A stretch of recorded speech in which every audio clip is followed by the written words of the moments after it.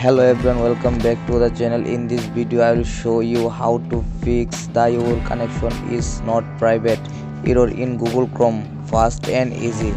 See, this is the problem, how to fix it. Okay, let's get started.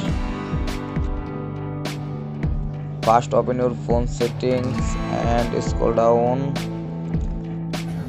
Now tap on the apps option and now search here Google Chrome. Now tap on the Chrome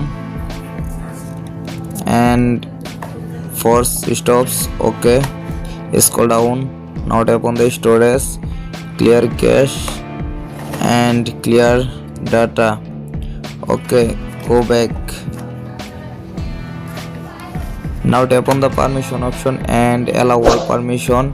Camera allow, location allow, notification allow and contracts allow, microphone allow, music and audio allow, nearby devices allow, photos and videos allow. Okay, go back and now check your internet or Wi-Fi connection. My Wi-Fi already connected. Okay, go back. Now restart your phone and reopen it again your phone. Go to your Play Store and search for Google Chrome.